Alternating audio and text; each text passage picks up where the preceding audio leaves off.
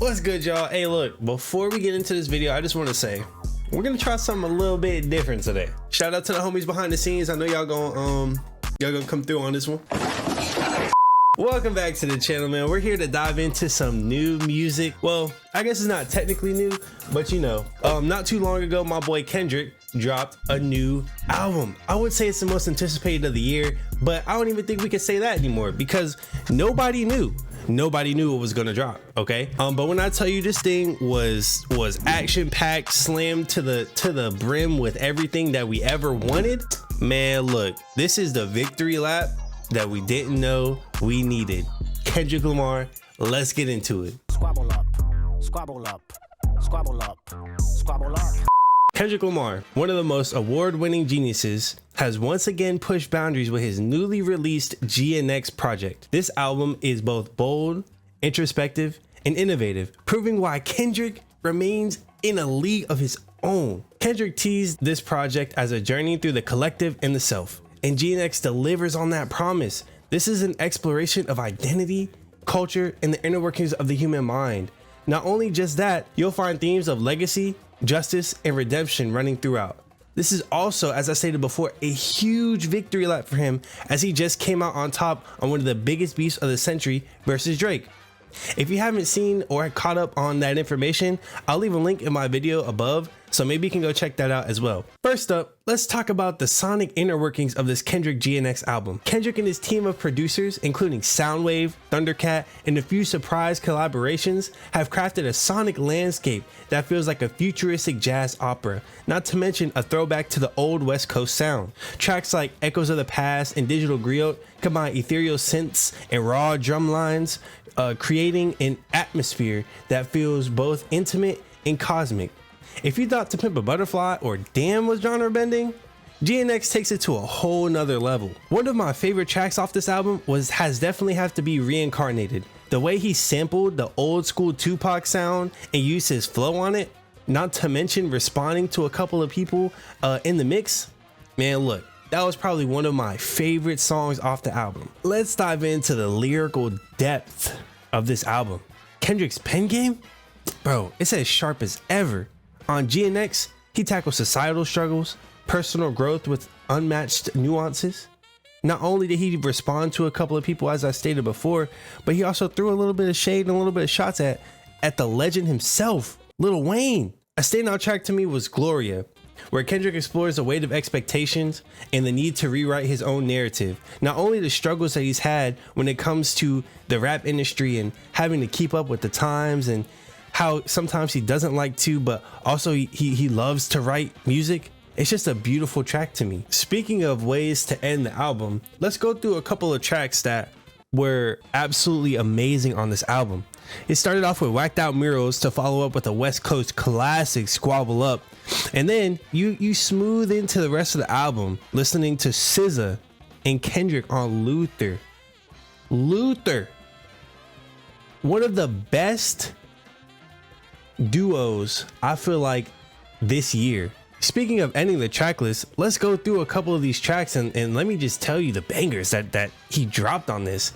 Not to mention Squabble Up and Luther with SZA.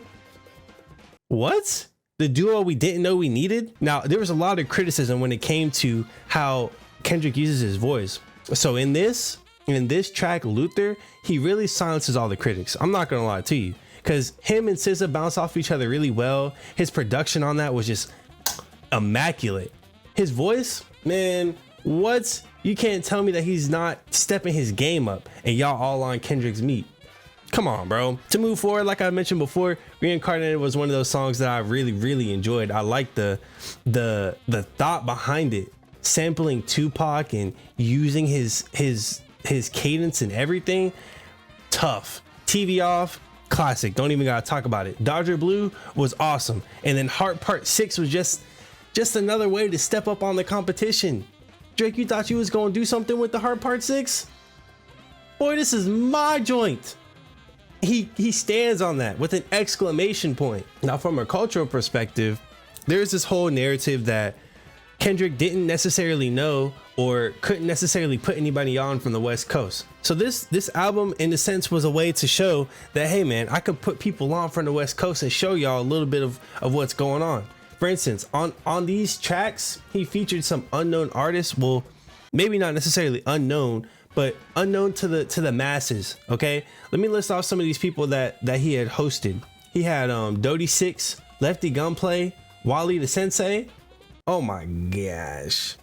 Also, as Cheeky, I don't know if I pronounced that right, but he also featured Hitta J3, Young the Great, and Peso. Oh, Peso.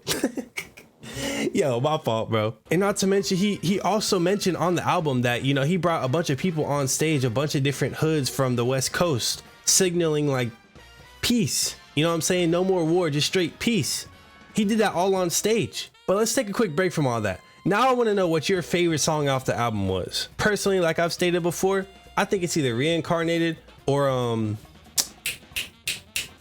Squabble Up. I'll say Squabble Up is a good one. I know a lot of people really like Luther. The people that has been like a little when it comes to criticizing the Kendrick album, a lot of people are like, ooh, Luther's pretty good. Luther's pretty good.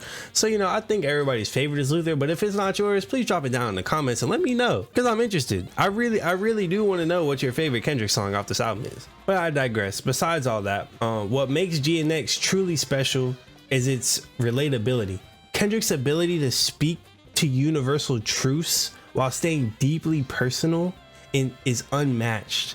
Whether it's self-doubt, love, or the fight for a better world, peace in the West Coast, there's something on this album for absolutely everybody.